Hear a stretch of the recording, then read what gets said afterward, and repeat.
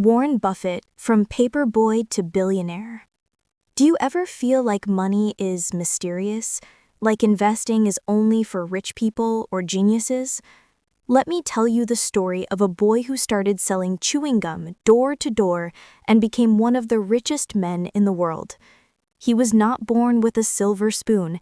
He wasn't given millions by his parents, but through patience, simple thinking, and incredible discipline, he became a legend in the world of investing. This boy is Warren Buffett, a name that has become a symbol of wisdom, wealth, and staying true to your values. His story is not just about making money. It's about thinking differently, living simply, and making smart decisions that compound over time.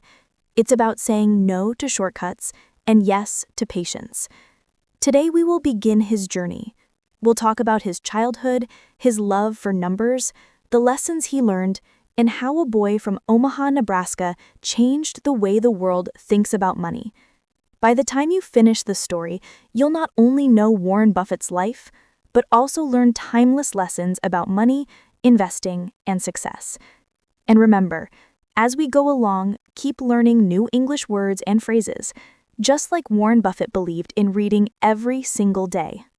Part 1. The Boy Who Loved Numbers. Warren Buffett was born on August 30th, 1930, in Omaha, Nebraska, during the Great Depression, a time when millions of Americans lost their jobs, homes, and savings. His parents, Howard and Layla Buffett, were not wealthy, but they were stable. His father, Howard, was a stockbroker who worked with investments and later became a congressman. His mother, Layla, was a homemaker with strong opinions and high expectations. When Warren was born, no one in his family could have guessed that this small boy would one day become one of the world's richest people. Warren's family lived a comfortable middle-class life. They had enough food, a decent home, and access to education, but they were far from rich. This taught Warren an important lesson early on. You don't need to start with money to become wealthy. Even as a baby, Warren was different. His parents often joked that he could stare at numbers for hours, trying to understand patterns. While other children played with toys, Warren played with numbers. He would calculate distances, count cars, and memorize statistics. This wasn't normal behavior for a child, but it showed something special. Warren's brain worked differently.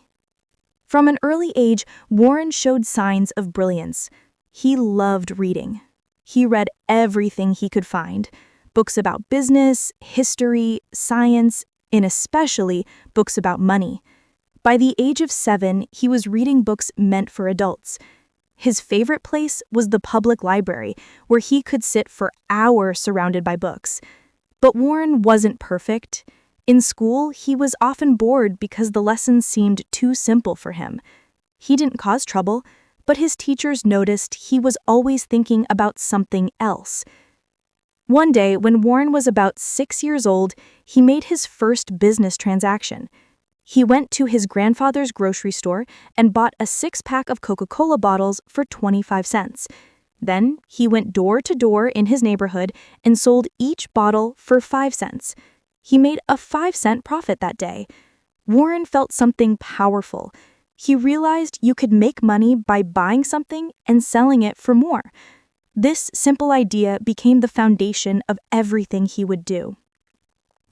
Warren loved money, but not for the reasons most people do. He didn't want to buy fancy toys or expensive clothes. He loved money because it represented opportunity, freedom, and security.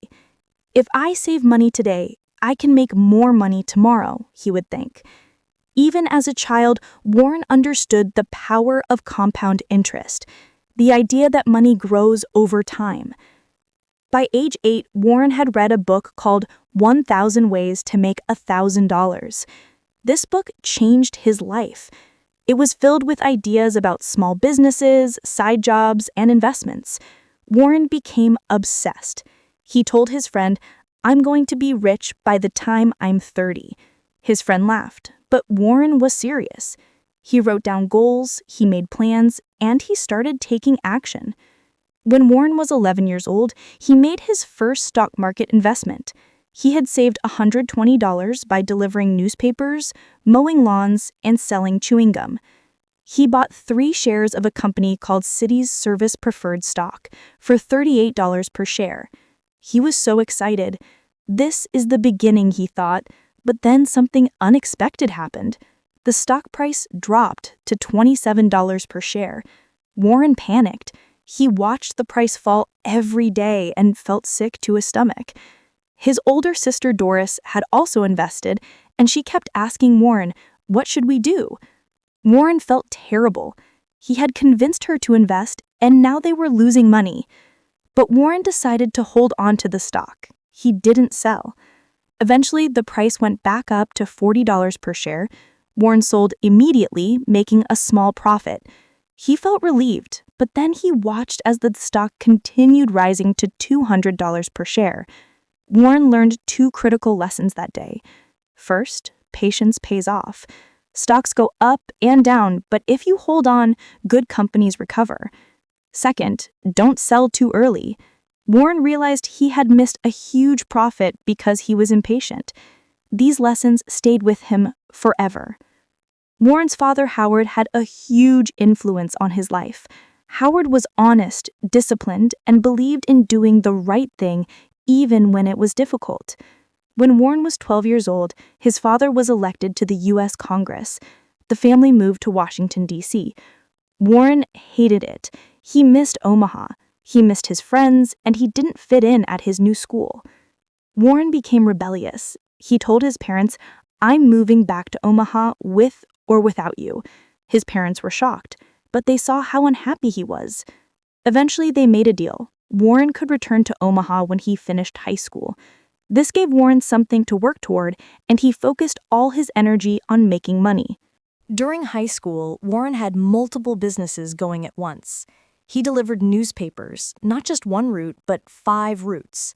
He woke up at 4:30 a.m. every morning, delivered papers, and still made it to school on time. He also bought pinball machines and placed them in barbershops. He would collect the coins every week and split the profits with the shop owners. By the time Warren graduated high school, he had saved $9,000, which is equivalent to over $100,000 today. Warren's teachers and classmates didn't understand him. They saw a quiet, shy boy who wore the same clothes every day and talked about compound interest during lunch. But Warren didn't care what people thought. He had a vision, and he was working toward it every single day. One of Warren's teachers asked him, "Warren, what do you want to be when you grow up?" Warren replied, "I want to be rich, not to buy things, but to be free." When Warren was 17, he applied to Harvard Business School. He was confident, he had good grades, money saved, and a clear passion for investing. But Harvard rejected him. Warren was devastated. For days, he felt like a failure, but then something interesting happened. A family friend suggested he applied to Columbia Business School in New York. Columbia had 2 professors who would change Warren's life forever, Benjamin Graham and David Dodd. Benjamin Graham was the author of a book called The Intelligent Investor, which Warren had read multiple times. Graham taught that investing wasn't about gambling or guessing. It was about finding companies that were worth more than their stock price. Graham's philosophy was simple: buy good companies when they're cheap, hold them patiently, and let time do the work. Warren had finally found someone who thought about money the same way he did. In 1950, at age 19, Warren enrolled at Columbia Business School. He was like a sponge, absorbing everything Benjamin Graham taught. Graham noticed Warren immediately. This young man asked the smartest questions in class. After every lecture, Warren would stay behind to talk to Graham about stocks, businesses, and investing strategies. Graham later said, "Warren was the best student I ever had." While at Columbia, Warren met another student who would become a lifelong friend and business partner, Charlie Munger. Charlie was older, more philosophical, and just as passionate about investing as Warren. They didn't work together immediately, but they shared the same values: patience, rational thinking, and a love for learning. Years later, Charlie would become Warren's partner at Berkshire Hathaway. Warren graduated from Columbia in 1951 with a master's degree in economics. He wanted to work for Benjamin Graham's investment firm, but Graham said, "No, Warren, you're too young. Go get some experience first." Warren was disappointed, but he didn't give up. He returned to Omaha and started working as a stockbroker. He also started teaching an investing class at the University of Omaha, where he met a young woman named Susan Thompson. Susan was different from Warren. She was outgoing, warm, and loved people, while Warren was quiet, analytical, and preferred numbers. They seemed like opposites, but they fell in love. Susan saw something in Warren that others didn't. She saw his genius, his kindness, and his potential. In 1952, Warren and Susan got married. Warren told her, "I'm going to be rich someday." Susan smiled and said, "I believe you." Part 2. Building the foundation. After getting married, Warren continued working as a stockbroker, but he wasn't satisfied. He wanted to invest his own money and manage money for others. In 1954, Benjamin Graham finally offered Warren a job at his investment firm in New York. Warren was thrilled. He packed his bags, said goodbye to Omaha, and moved to New York City to work for his hero. Working for Graham was like going to graduate school every day. Warren analyzed stocks, calculated intrinsic value, and learned the discipline of value investing. Graham taught Warren one rule that would guide him forever. Price is what you pay, value is what you get. This meant that a stock's price doesn't always reflect its true worth. Smart investors find companies that are undervalued by the market. Warren worked for Graham for 2 years, but in 1956, Graham decided to retire and close the firm. Warren was 25 years old and suddenly unemployed. But this turned out to be a blessing in disguise. Warren returned to Omaha with his wife and their growing family. He had saved $140,000 by then, and he decided to start his own investment partnership. On May 1st, 1956, Warren Buffett Partnership Limited with 7 family members and friends who trusted him. They invested $105,000. Warren contributed $100 of his own money. The partnership agreement was simple. Warren would manage the money and take 25% of any profits above 6% returns. If the partnership lost money, Warren took nothing. Warren set up his office in his spare bedroom at home. He didn't need a fancy office or employees. He just needed a desk, a telephone, and financial reports from companies he was researching. Warren told his partners, "I will not tell you what stocks I'm buying. I will not predict what the market will do.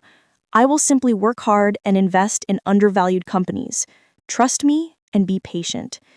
This was unusual. Most investment managers talked constantly about their strategies and made bold predictions. But Warren did the opposite. He stayed quiet, worked behind the scenes, and let his results speak for themselves. In the first year, the partnership returned 10.4%, while the overall market returned negative 8.4%. Warren's partners were thrilled. Over the next 13 years, from 1956 to 1969, Warren's investment partnership had extraordinary results. The partnership returned an average of 29.5% per year, compared to the market's 7.4% return. Warren had turned his partner's money into fortunes, and he had become a millionaire himself by 1962. At just 32 years old, Warren was worth over $1 million. But Warren's success wasn't based on luck or complicated strategies. He followed simple principles that anyone could understand. 1. Invest in businesses you understand. Warren never bought technology stocks because he didn't understand how they worked. 2. Buy when others are fearful. When the market crashed, Warren saw opportunities. 3. Hold for the long term. Warren didn't trade stocks. He owned businesses. 4. Stay rational. Don't let emotions control your decisions. During this time, Warren also started buying shares of a struggling textile company called Berkshire Hathaway. The company was losing money, but Warren saw value in its assets. He kept buying more shares until he owned enough to take control. In 1965, Warren became the chairman of Berkshire Hathaway. This decision would change everything. At first, Warren tried to fix the textile business, But he quickly realized textiles were a dying industry. Instead, he made a brilliant decision. He would use Berkshire Hathaway as a holding company to buy other businesses.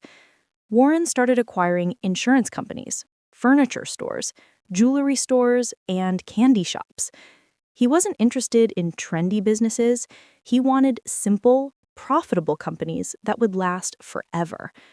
One of Warren's most famous investments was in See's Candies, a California chocolate company. In 1972, Warren bought See's for $25 million. Many people thought he overpaid, but Warren saw something others didn't.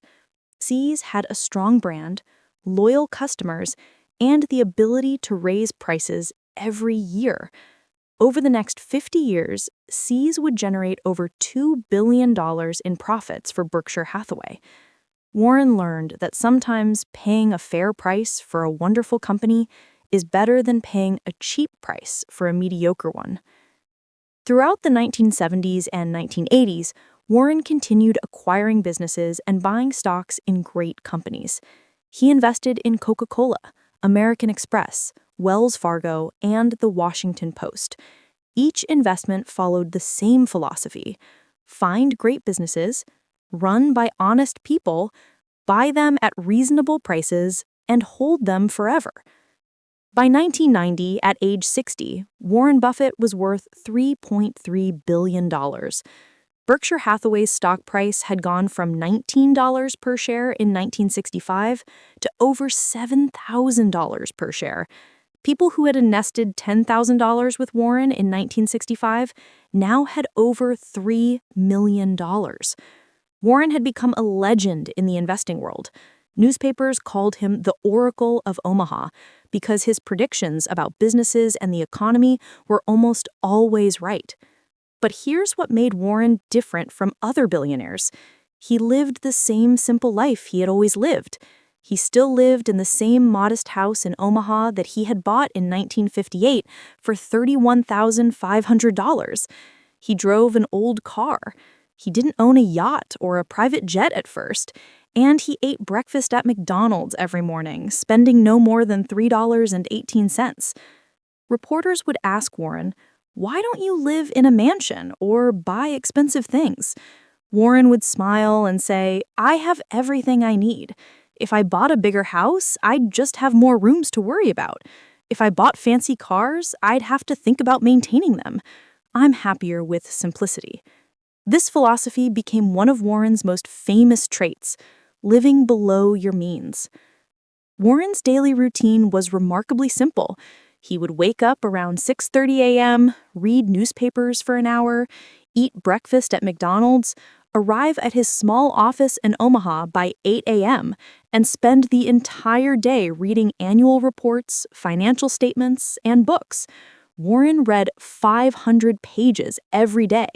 He believed reading was the key to knowledge, and knowledge was the key to making good decisions. One day, a young investor asked Warren, "What's the secret to success?" Warren held up a stack of papers and said, "Read 500 pages like this every day. That's how knowledge works. It builds up like compound interest. All of you can do it, but I guarantee not many of you will." This simple habit of reading constantly gave Warren an enormous advantage. He knew more about businesses and industries than almost anyone else. Part 3. The partnership with Charlie Munger. In 1959, Warren reconnected with Charlie Munger, the friend he had met years earlier at Columbia. Charlie was a successful lawyer in California, but he shared Warren's passion for investing.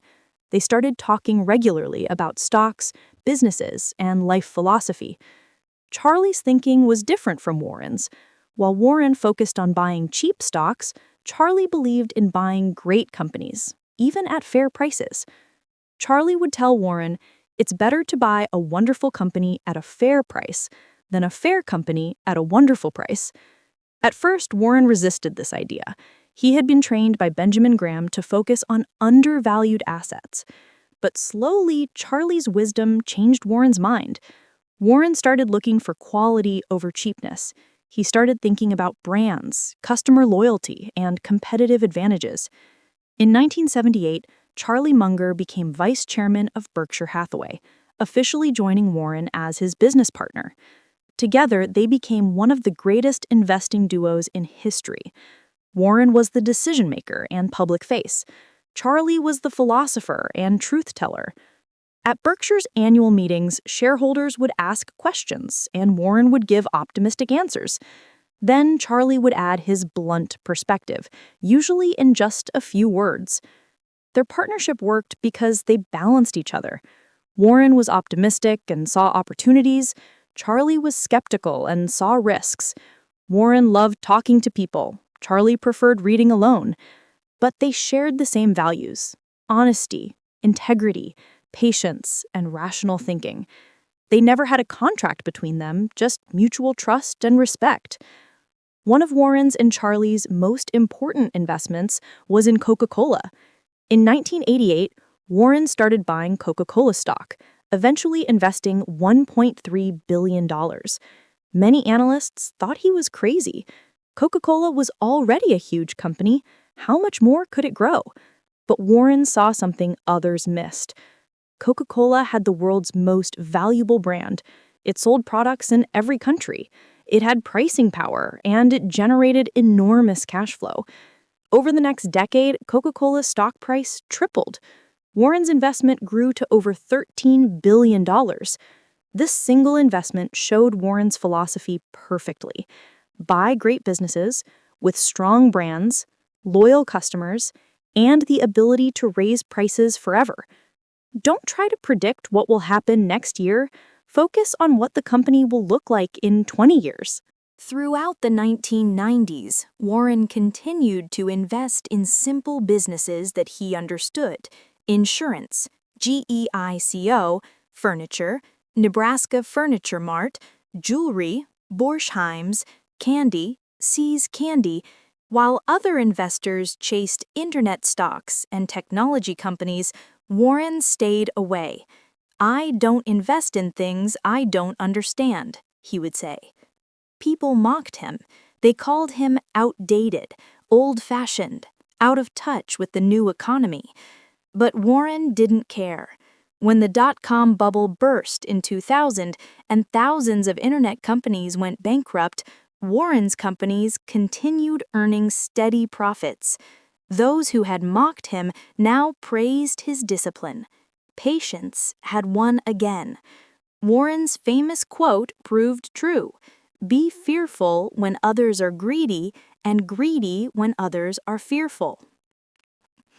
By 2008, Warren Buffett was worth over $62 billion, making him one of the 3 richest people in the world, alongside Bill Gates and Carlos Slim. But Warren's personal life remained remarkably unchanged. He still lived in his same house in Omaha, still ate at McDonald's, still drove himself to work every day, and still spent most of his time reading. Warren's wife, Susan, had passed away in 2004 after 52 years of marriage. Susan had been Warren's emotional anchor, the one who kept him connected to people and the world. Warren was devastated by her loss, but he found comfort in his work and in his friendship with Astrid Manx, who would later become his second wife. Warren had 3 children, Howard, Susan, and Peter, and he loved them deeply, but he also believed in not giving them everything. Warren famously said, "I want to give my kids enough so they can do anything, but not so much that they can do nothing." He wanted his children to work hard, find their own purpose, and earn their own success, not just live off their inheritance. This philosophy showed Warren's values. Wealth without purpose is empty. Part 4. The Giving Pledge. In 2006, Warren made an announcement that shocked the world. He would give away 99% of his wealth to charity. He donated $37 billion worth of Berkshire Hathaway stock to the Bill and Melinda Gates Foundation and to foundations run by his children. This was the largest charitable donation in history at that time. People asked, "Why are you giving away almost everything you've earned?" Warren replied, "I've been lucky. I was born in America at the right time with the right skills. Society gave me opportunities, and I succeeded. Now it's my turn to give back. The money I've made is more than I or my family could ever need. Why not use it to help people who need it more?" Warren's decision inspired other billionaires. In 2010, Warren and his close friend Bill Gates created the Giving Pledge, a commitment where billionaires promise to donate at least half their wealth to charity.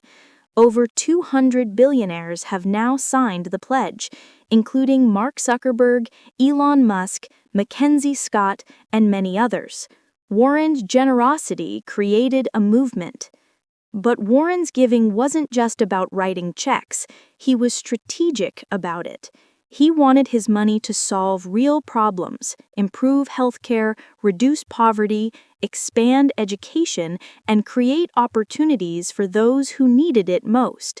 Warren believed that money has no value unless it's used to make the world better. This philosophy came from his simple upbringing and his belief that society had given him so much. Even as Warren entered his 80s and then his 90s, he continued working every day, running Berkshire Hathaway, making investments, and writing his famous annual letters to shareholders. These letters became required reading for investors around the world. They were filled with wisdom, humor, and practical advice about business and life. Warren's annual shareholder meetings in Omaha became legendary events. Thousands of people from around the world would travel to Omaha every May to hear Warren and Charlie answer questions for 6 hours straight. They called it Woodstock for capitalists. Warren would sit on stage, eating See's candies, drinking cherry Coke, and sharing his wisdom with humor and humility. Throughout his life, Warren shared countless pieces of wisdom. Here are some of his most famous quotes. 1. Someone is sitting in the shade today because someone planted a tree a long time ago. This teaches us that patience and long-term thinking create wealth. 2. Price is what you pay. Value is what you get. This means don't confuse cost with worth. 3. Risk comes from not knowing what you're doing. This reminds us that knowledge reduces fear. 4. The stock market is a device for transferring money from the impatient to the patient. This shows that waiting wins. 5. It's better to hang out with people better than you. Pick out associates whose behavior is better than yours, and you'll drift in that direction. This teaches us that who we spend time with shapes who we become. Warren also had a wonderful sense of humor about money and life. He once joked, "I buy expensive suits, they just look cheap on me." Another time he said, "If you're in the luckiest 1% of humanity, you owe it to the rest of humanity to think about the other 99%. Warren never took himself too seriously, despite being one of the richest people in the world. He remained humble, approachable, and kind. Part 5. Lessons from the Oracle. Warren Buffett's life teaches us lessons that go far beyond investing. Here are the most important principles we can learn from his incredible journey. Lesson 1. Start early and be patient. Warren started investing at age 11.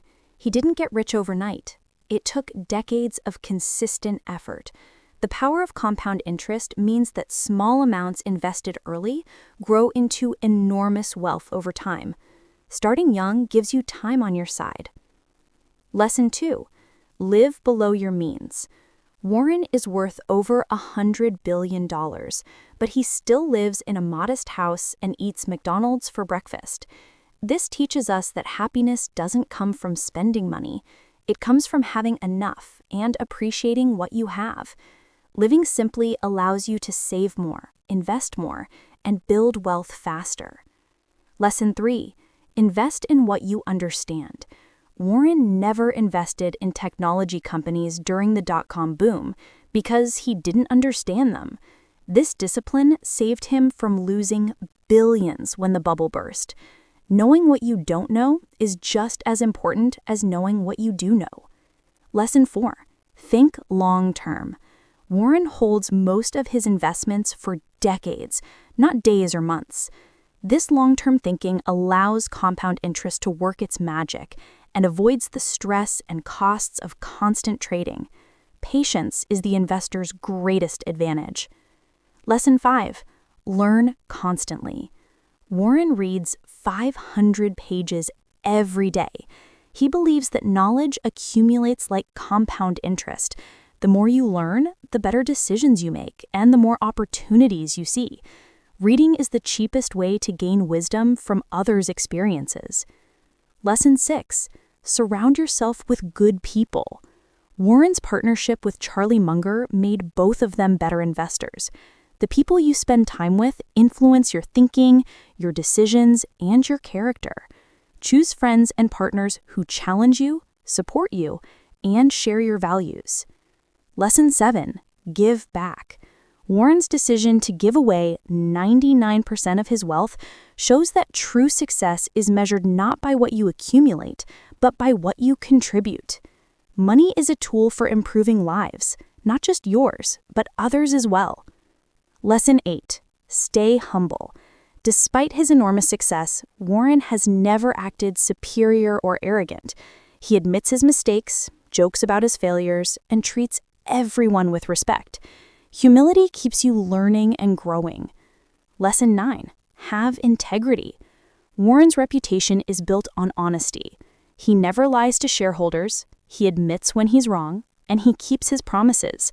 Integrity is the foundation of trust, and trust is the foundation of success in business and life. Lesson 10. Enjoy the journey. Warren genuinely loves what he does. He goes to work every day, not because he has to, but because he wants to. Finding work you love means you never really work. Success is sweeter when you enjoy the process. Warren often tells a story that captures his philosophy perfectly. He says, imagine you could buy any car you wanted, but there's one condition. It's the only car you'll ever own for your entire life. How would you treat that car? You'd take care of it. You'd maintain it. You'd protect it. Now think of your body and mind the same way. You only get one body and one mind. Take care of them. Invest in them, and they'll serve you well for a lifetime. Part 6. The legacy continues. As of 2024, Warren Buffett is in his 90s and still going to work every day at Berkshire Hathaway. He remains sharp, active, and deeply involved in the company's decisions. His partnership with Charlie Munger lasted over 40 years until Charlie passed away in 2023 at age 99. Warren was heartbroken by Charlie's death, but he honored his friend by continuing their shared mission, building a company based on integrity, honesty, and rational thinking. Berkshire Hathaway is now one of the largest companies in the world, with a market value of over $700 billion. It owns dozens of businesses, ranging from insurance to railroads to energy to retail.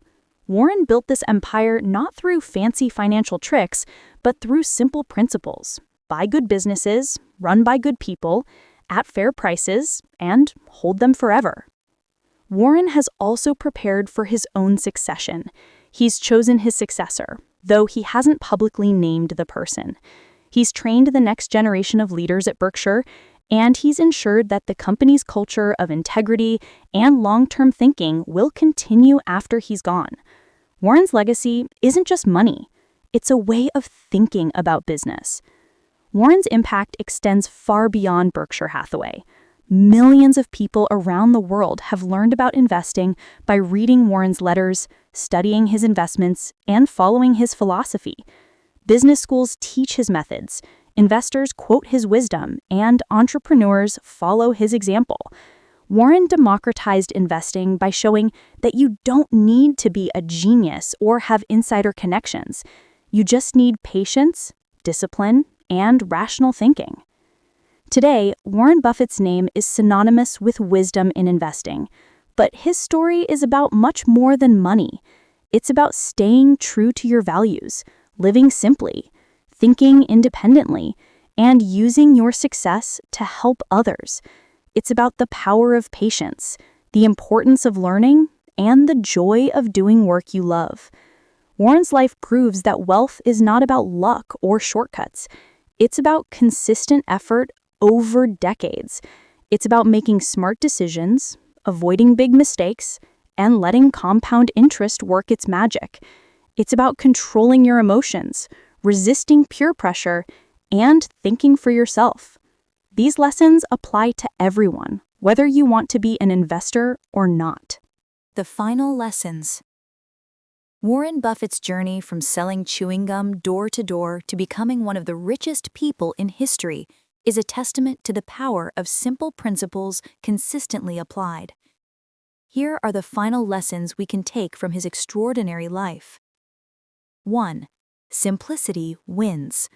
Warren's investment strategy is not complicated. He buys good companies at fair prices and holds them forever. Complexity is often the enemy of good decisions. Keeping things simple makes them easier to understand and easier to execute. 2. Patience is power. Warren held Coca-Cola stock for over 30 years.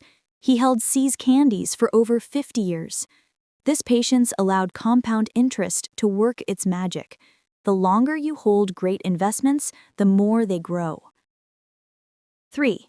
Character matters more than intelligence. Warren has said that in hiring, he looks for 3 qualities: intelligence, energy, and integrity. If someone doesn't have the third, the first 2 will kill you. Success requires more than being smart. It requires being trustworthy. 4. Money is a tool, not a goal.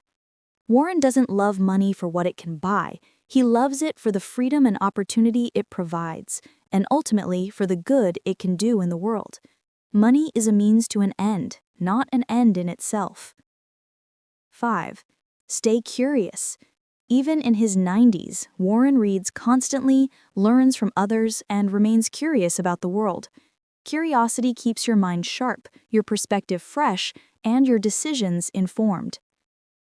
Warren Buffett once said, "The most important investment you can make is in yourself. The more you learn, the more you earn." Education, knowledge, and skills are the only things that can never be taken away from you. Investing in yourself always pays the highest returns.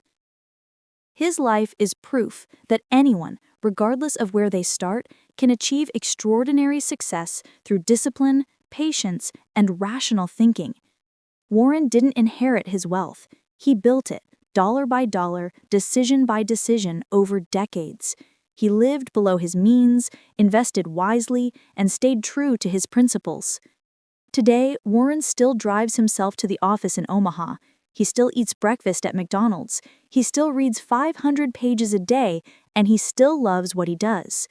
He's not working for more money. He's working because he loves the game, the challenge, the learning, and the people he works with. Warren's story is not the end. It's only the beginning of a legacy that will influence generations to come. His principles of value investing, his philosophy of simple living, and his commitment to giving back have created a roadmap for success that anyone can follow. Remember, Warren Buffett was just a boy from Omaha who loved numbers. He wasn't born special. He didn't have connections.